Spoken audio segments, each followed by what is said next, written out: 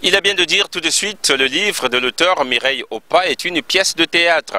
Dès l'avant-propos, Emma Mireille Oppa annonce les couleurs en disant « Seule la lutte libère », plus exactement en entendant quelqu'un le dire « Enfant, je me posais toujours la question de savoir ce que les grandes sœurs et les mamans voulaient exprimer par cette phrase. » Galvanisante, c'est aussi le premier tableau qui parle de l'excision. Et puis il y a le deuxième qui aborde la question de la scolarisation de la jeune fille.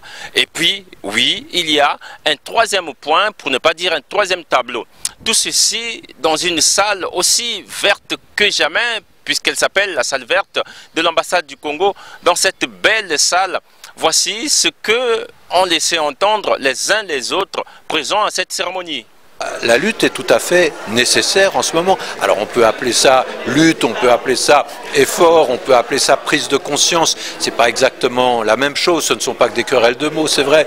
Mais je crois qu'il faut se mobiliser, les femmes comme les hommes, parce que la prise de conscience n'est pas le monopole des femmes. Et pour que ça arrive à quelque chose, il faut que cette prise de conscience, elle soit plus générale, que ça soit celle des hommes, de l'idéologie qui pèse sur eux comme elle pèse sur les femmes, pour essayer en effet de faire avancer les choses.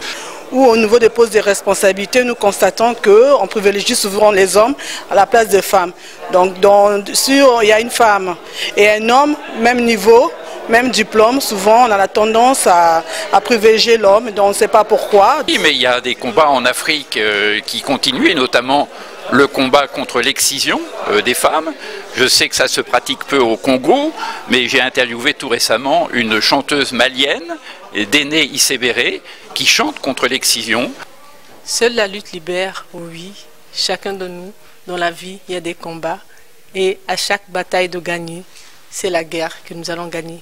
Seule la lutte libère reste valable. Ce n'est pas qu'une affaire des femmes finalement. Du tout. La vie est un combat.